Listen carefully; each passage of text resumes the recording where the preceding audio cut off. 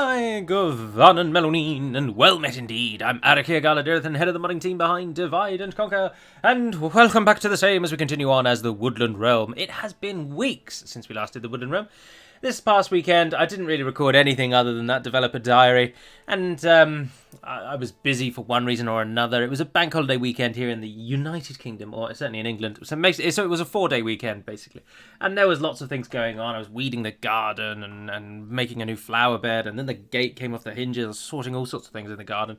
And the days just rather got away from me, and I wasn't able to live stream in the end for one reason or another. And I also just didn't record. It was kind of like a mini holiday in the end. But here we are. Welcome back. I am thoroughly looking forward to playing the Wood Elves today. We are very soon to absorb our neighbour and show off that feature of the script, which is coming to you all in version 5. In the developer diary 2 days ago, I kept saying version 6, when of course it is not version 6. Version 6 is next, after version 5. Version 5 is next. The Wood Elves are due for a complete revamp in version 6 anyway, so these changes are just for version 5. They're almost like a holdover. It took a couple of hours to do it, which is small in the grand scheme of things, so I just got it done. Right, so last time we took back Thranduil's halls. Our army now stands within it, where both our prince and leader reside. Dol Guldur have started bringing the fight to us, rather annoyingly. We lost Ostingyle, and they've moved up to Enethal, where I think we can hold them. With the army that we have there. Our army will then be moving south. Now, I say our army, we don't really have an army, but in one turn it'll be retrained as much as we can kind of get for it, and then we'll send it south. Apologies if you can hear a slight licking sound, but the cat is on the desk and she's licking the remnants of my yoghurt that I had for lunch. It's a luxury Sicilian lemon yogurt, very tasty. You know, I've been to Sicily many times, and here certainly in the UK, I don't know if elsewhere, Sicilian lemons are held up as being the creme de la creme of lemons. But when you actually go to Sicily, lemons are very much just second to anything. They don't champion their lemons as being the prime lemons of the world. For the primary lemon location, you want to go to the isle just off the coast of Naples. Which is obviously on the main... Well, it's not on the mainland. The island is off the mainland of Italy. It's called Capri. And if you go to Capri, they practically live in lemons. You can get lemon smoothies, you can get lemon milkshakes, lemon ice cream, lemon... they go hard on limoncello, which is an alcoholic lemon drink. And absolutely everything is lemon. The minute you get off the ferry at Capri, you are bombarded with lemon shops, left and right. Lemons the size of your head. They have lemons. If you need lemons, Capri is where you go. Whereas Sicily don't champion their lemons at all. But here, apparently, Sicilian lemons are the best lemons. But I don't know. I've been talking about lemons too much. Let us carry on. A benefactor, a candidate for adoption. Oh, I noticed from the Rome remaster, again, from Republic of Play's overview, or from someone on YouTube's overview, because Republic of Play doesn't have access, you can't reject adoptions anymore. They just happen. And as many of you have suggested, I will do a sort of Welcome to Rome remaster, because I think it does hold a lot of weight from a modding perspective, which is the angle that many of you have sold it to me on, and I can understand and agree with that. It would be a good idea for us to have a look at how Rome works and how it is modded, for example, and just me to spend a couple of hours with it and report back to you all on my findings in that regard, but also just to give a little bit of a view of what Rome Remastered you can expect. Because as many of you have suggested, given what I've said before, I am partnered with Creative Assembly now after many years.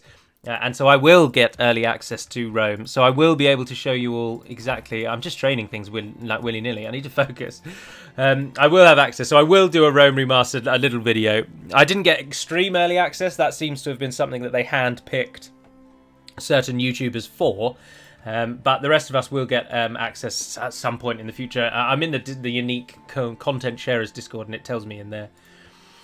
Anyway, let's actually focus on this. We need far more troops than that in our army, and what we need is elves. We are the elves. What we need is archers.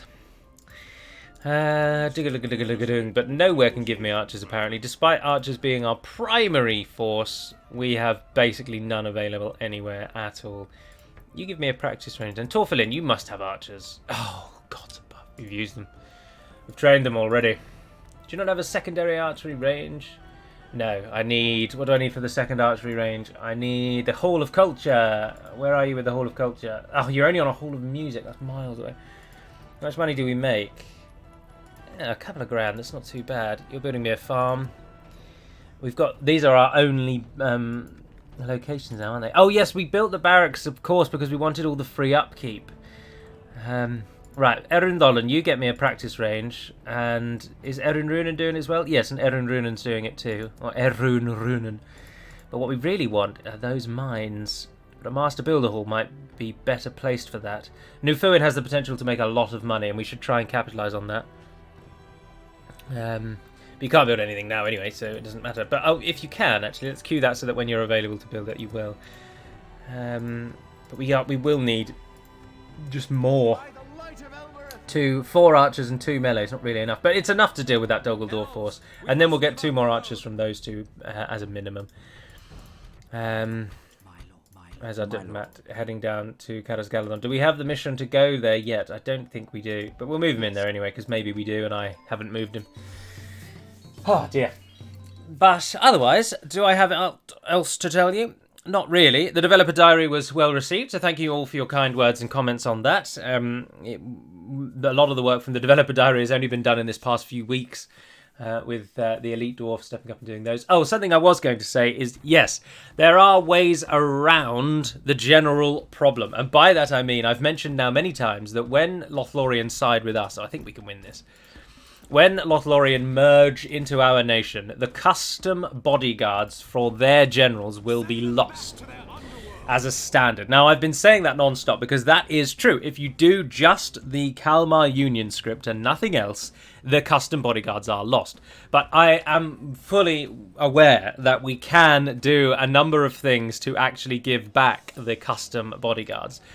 And we probably will do for certain key unique people, but we probably won't do it for everyone. We'll have to wait and see. And but what I mean by that is when it comes to the Northern Dunedain Reunited Kingdom merging, we will consider who is best placed to actually go through it all, because there are a number of issues. Now, first thing, something that we I haven't looked into it properly, but I know there are ways around it, and there are 2 key ways that I can see.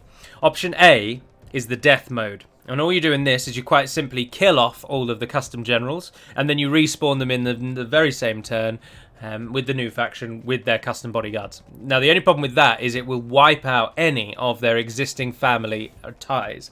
They will lose... The original one will no longer actually be alive. So on your family tree, Celeborn... The Celeborn that's in your family tree, if, let's say, for example, Celeborn becomes Man of the Hour and joins your family tree if you're playing as the Woodland Realm, he'll join your family tree along with his wife and any children that he's got. But if you do the death mode, that Celeborn will die, as the name suggests, and you will not be able to use him. Oh, sorry, I should put the UI back to the battle HUD. Yeah, he will die. So that Celeborn will be dead. And then if the new Celeborn that spawned in joins your family tree, you'll then have 2 Celeborns in the family tree. It's very off-putting. So the primary and the best way is to send them off-map and then bring them back on-map again. Because I think... This is something that we do with the twins in the High Elf script, I believe. And again, I'll have to look into it, but I'm fairly certain that when they spawn back, you can choose the bodyguard that they spawn back with. So we'll have to have a look into it. The death mode is not...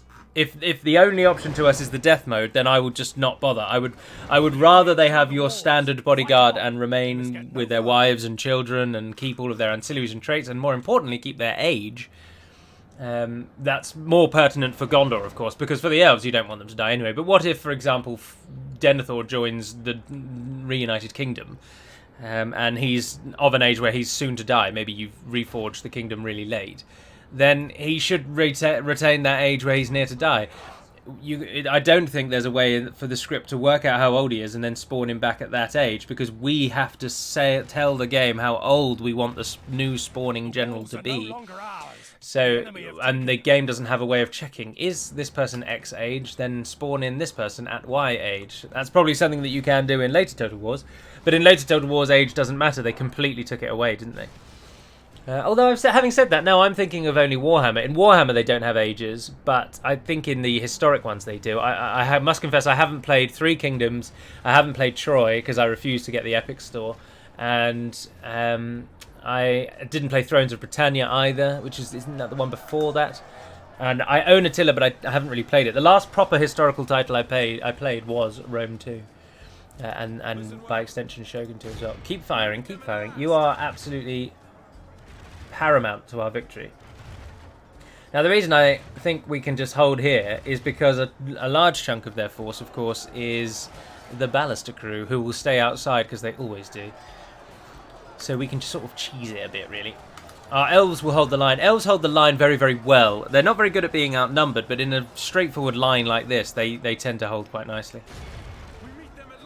Oh, we're taking javelin shots. I should have moved. Look, we lost a couple of elves. Good tidings. The enemy general lies dead.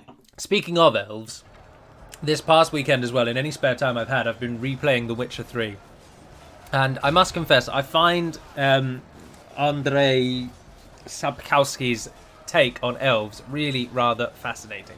And I really, really like the depiction of elven ruins in The Witcher 3. They feel so much more like ruins, and it lends itself just this grand sadness almost. And I think that comes about because we're so used to Tolkien-style elves, who are these grand, majestic beasts that still are like almighty, and no one ever crosses them, and they're dwindling because of their own reasons. But generally speaking, elves in any fiction or anything that I've ever read are always powerful beings who have strong cities and settlements, and they own most of the world, and they don't really have any ruins. But the elves in The Witcher are so fascinating to me that they are so far fallen from grace, and yet they used to have these grand cities. I find it so fascinating. And I'm only telling you all this because this is a dullard battle. We are just slogging our way through it. We will win. We've still got plenty of arrows left. They're not killing very many, though, are they, our bodyguard here? But the bodyguard is going to be what wins it for us. Ah, and they're all running away now. So it's just down to the Ballister crew. Is the Ballister crew... What are they going to do, is the question. Which is why, as well, I feel like I should read the Witcher books, to be honest, to get more of a feel for the elves in it, because I really like the elves in it. It's a cool depiction of elves. Alright, let's kill off these fools and be done with this. The garrison here doesn't need to be that strong because we have got reinforcements coming.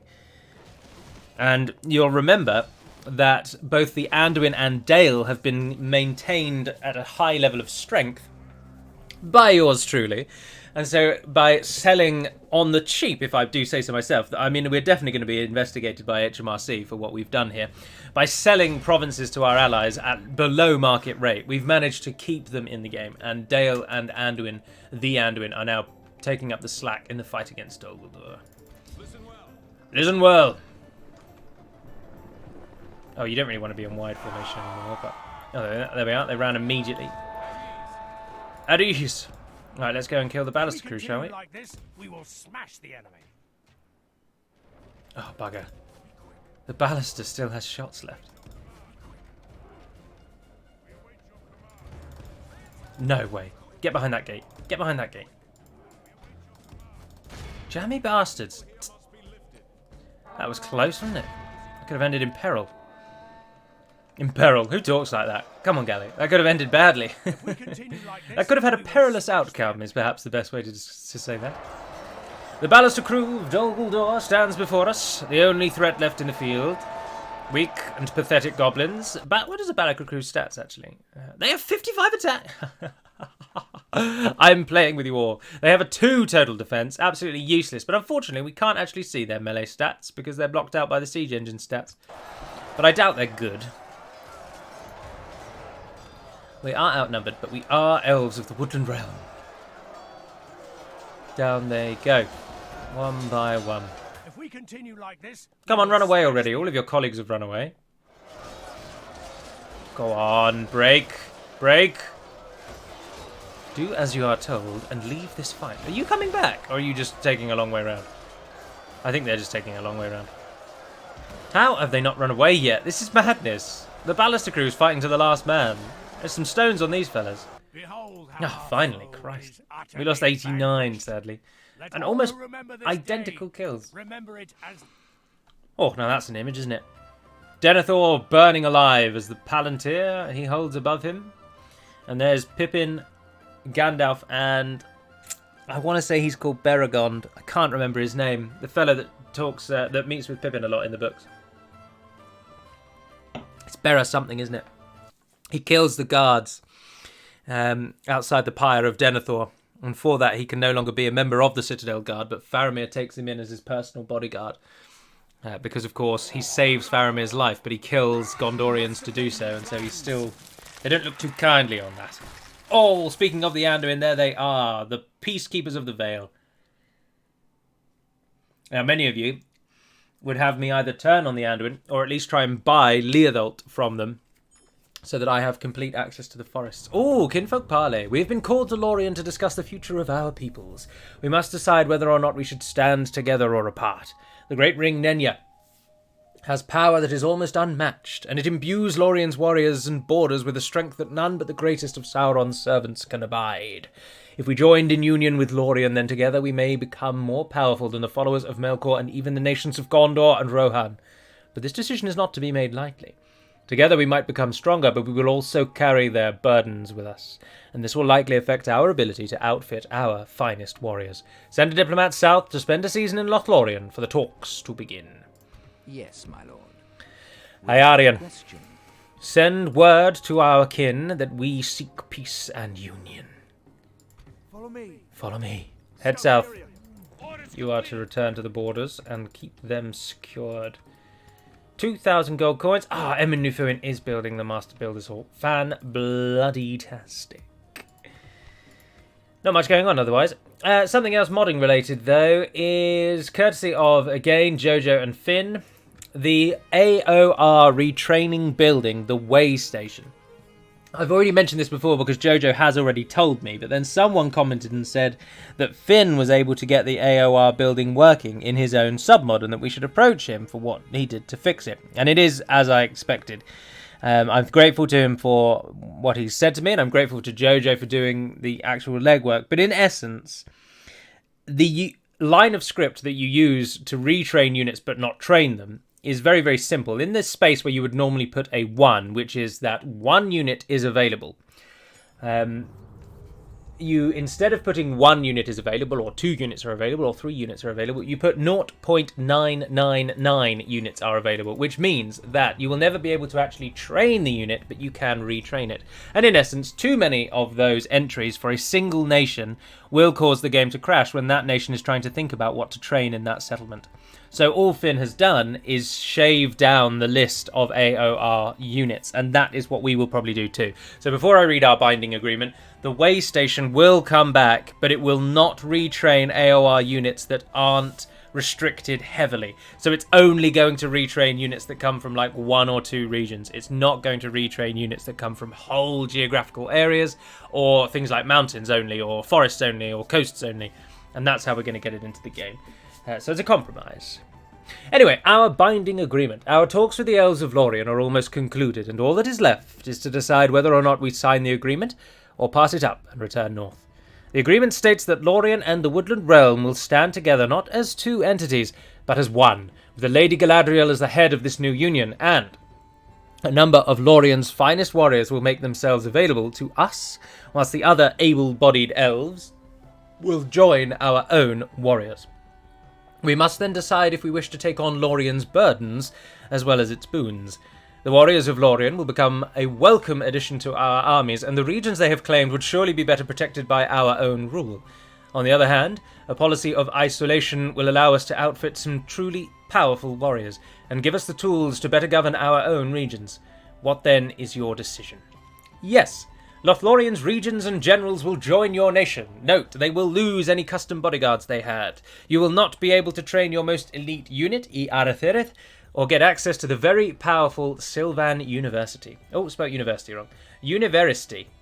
No, your alliance with Lothlorien is broken, but you can now train your elite unit everywhere, I Aratherith, and build the powerful Yavanna's Garden in Amunlank, Thranduil's Halls, and Karaz Galadon.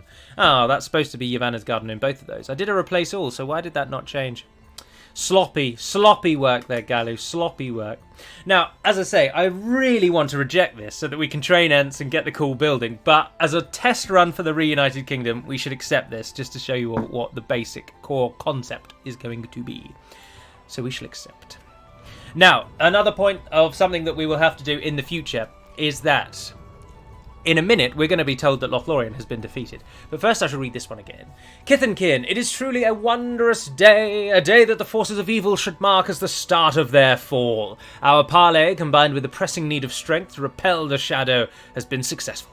Against the tide of evil, the elves can no longer hide in their forests and protect only their borders. As such, the agreement is sealed. The fair queen of Lorien, Lady Galadriel, being descended from all the high elven families, has taken up the head of the Great Union, and now the two great Sylvan nations can fight together as one, as if the sundering of thousands of years before never occurred.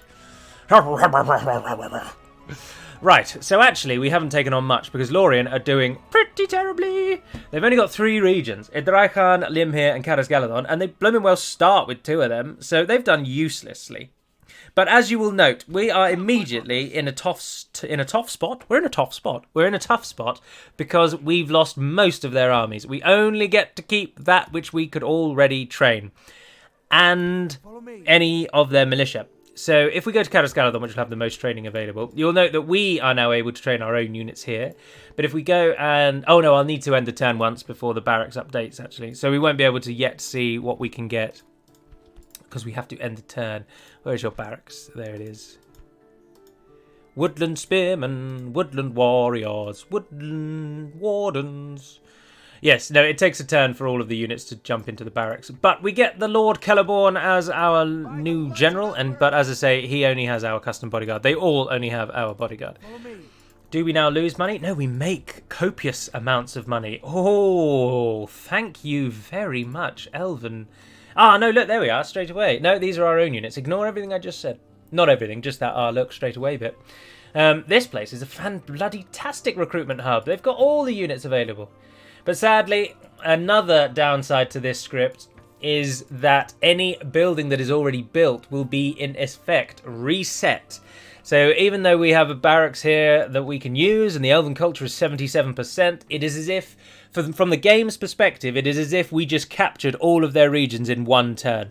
And so we suffer all the same negatives for that. So every single one of these units now has to what's the thing called? Replenish.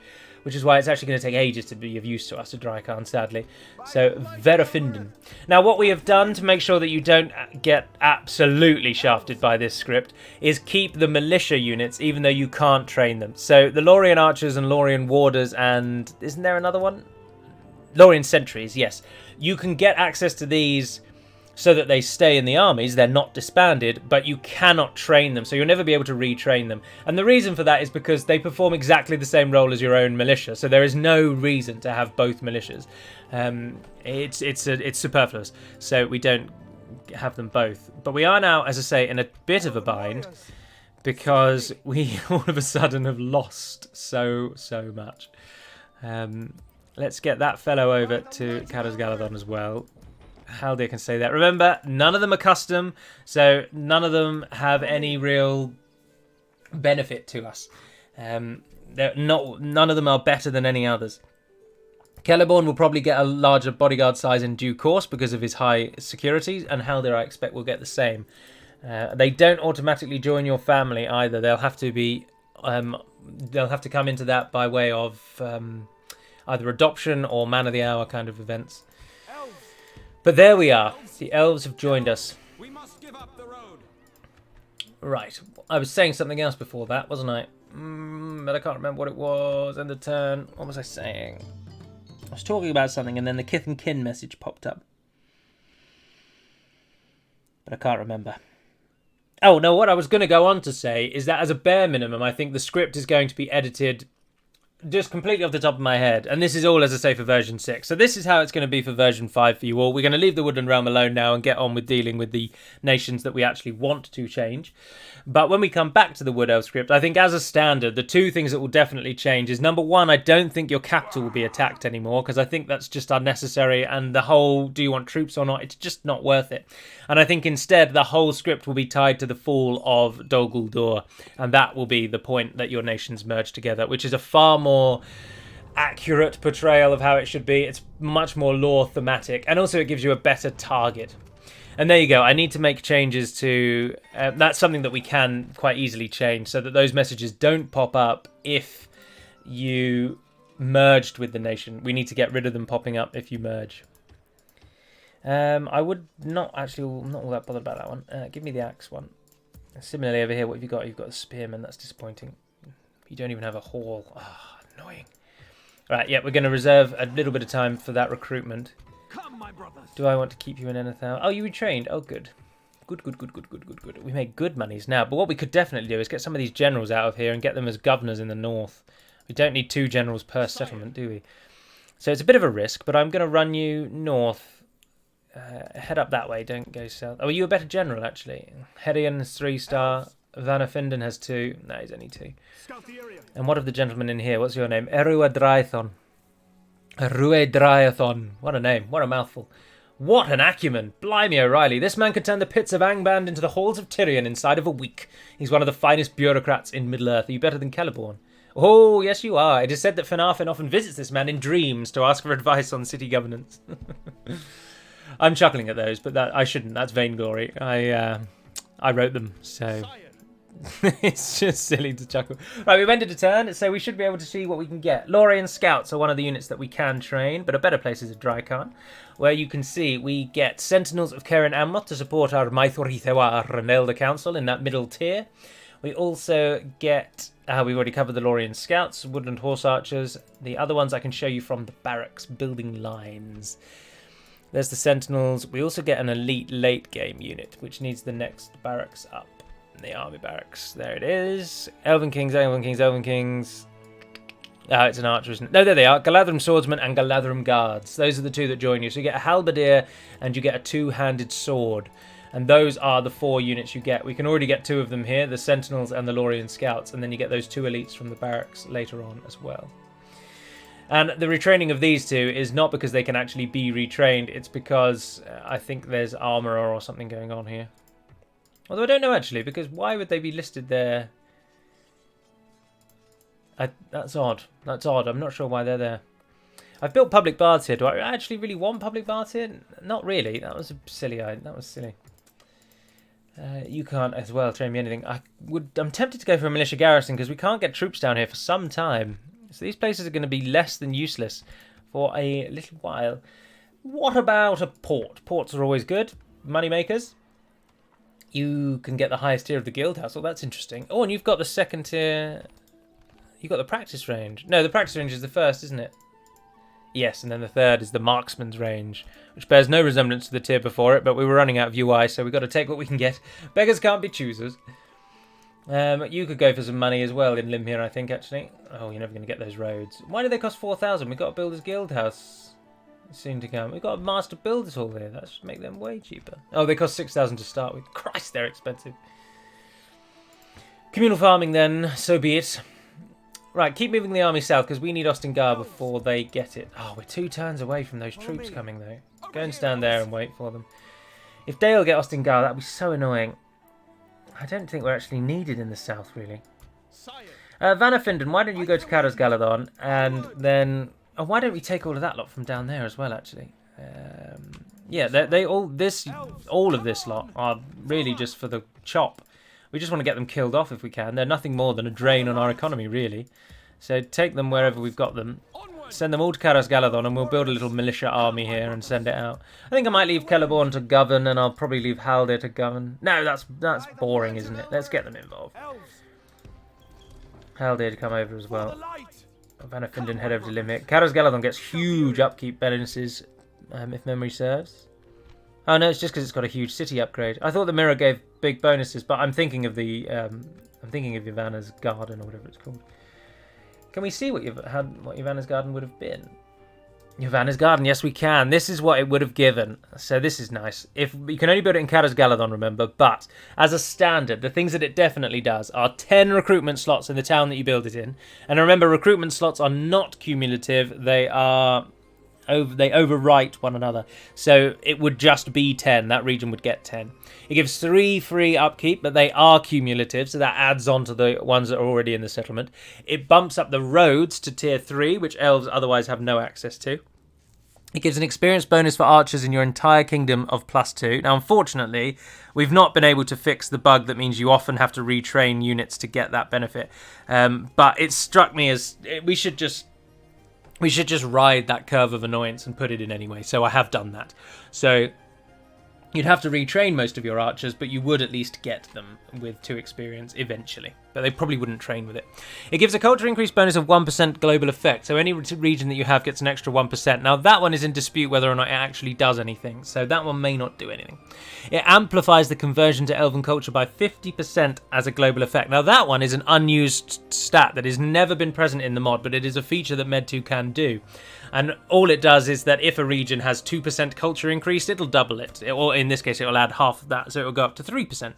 If it has a 4%, it'll go up to 6%, etc., etc. Now that one is supposed to also be cumulative. So if you build 2 Yavanna's Gardens, because remember you can also build it in Dol Guldur and you can build it in both Elven capitals and Dol Guldur. So you could build 3 of these, then that could potentially go up to 150% of a boost. It gives a population growth bonus of 0.5 as a standard effect whenever you own any town. Again, that one is in dispute as to whether or not it actually works, so that might not actually work. It gives a free upkeep of 1 to every settlement. Now that one I should have tested to see if that one does work, because I think that's actually really handy, particularly for towns. Towns have 1 standard free upkeep with the baseline town hall, which is really low. Castles get 2 upkeep almost as standard because the actual castle building gives free upkeep, but the town building, as you can see, doesn't. So that is quite a useful building for towns. And then also it gives a recruitment slot bonus of +1. But of course, its primary, and the thing that most people would like, is that it gives Ents. And so you can get them other than Isengard, because as has been discussed a few times, and as some people have pointed out, Ents are available for the Wood Elves if you capture Isengard, and then you just train them out of Isengard. They come out of Orthanc itself, or it might be the Town Hall, but you don't have to build another building. There's not like an Ent recruitment building. They just come out of one of the pre-existing buildings. But Isengard is miles away, particularly for us up here in the Woodland Realm, and I thought it would just be better. I know that it's not wildly lore accurate to have the Woodland Realm of Mirkwood have Ents in their army. It's not lore accurate to have Lorien train Ents. There's no correlation between the two, except they both worship Yavanna in their own ways. I mean, you never really get the sense that elves worship Yavanna, but she did directly create them. So you should, obviously Eru gave them life, but they are of Yavanna's mind. So you'd think they would worship her, the thing that actually gave them life. Although you can imagine all the edgy Ents probably burn statues of Yavanna and they are muttering to themselves, I didn't ask to be born. Which, as I gather, is something that lots of teenagers do. I was never a teenager like that, I'm afraid. Too busy playing in the garden. Oh, we have a little army over here that I didn't even realise we kept. Oh, and look, the enemy's moving in to try and snaffle our region from us. So please do get a militia garrison and do head over there to sit in there and wait. Oh, I've moved the general. I didn't mean to move you. Take him then. Oh wow, blimey, you are a governor. Oh, of course, you're the 10-star Acumen governor. Ah, yes. That's right, I imagine Celeburn's a 9. Oh, Haldur's not very good. The city square fills to bursting when this man takes to the stage. He is universally loved as a ruler. And what of you, Vanafinden? Oh, very low. A competent ruler, neither hated nor loved, simply tolerated. Yes, my lord. That's what the ideal for a ruler is, really, isn't it? You don't want to be in the limelight for anything, be it good or bad. You just need to... If you aren't being praised, you're doing something right. Or no, don't they say if you aren't being mocked or scorned, then you're doing something wrong. You could give me more troops, but those archers take bloody ages to train through, don't they? Oh, Ostingard didn't fall. Come on, guys, let's get through, let's get through. Now, as I say, as I've said a few times now, do take all of these changes with a pinch of salt, because we do plan to overhaul the Woodland Realm. But that is some time away. So you will probably be playing with version 5 for a great long time. And between you and me, dear reader, and that's not between you and me at all, because this is the most public I can be, I'm not entirely sure a version 6 of DaC will even come. I mean, it'll be another year or so at least till version 5 releases. Maybe a little less, but with the possible coming of Med 2 Remastered and the huge shake-up to medieval modding that will bring, I don't know. Version 6 might just simply be a move to Med 2 Remastered, but already in my mind I can think of all the 1,000,001 things we are going to have to do to port DaC to Medieval 2 Remastered. And it's not a small list. It is a lot of work. Right, the army is ready. Let's not leave Celeborn and Haldir. Oh no, sorry, that's what I mean. Do it the other way around. They won't stay behind. And we'll go off and we'll stop these fools from walking in and around our land. Look at that, Celeborn with a Woodland realm. Annoyingly though, that ring seems to never disappear. I'll have to consult with, I think it's Rohur that added that ring.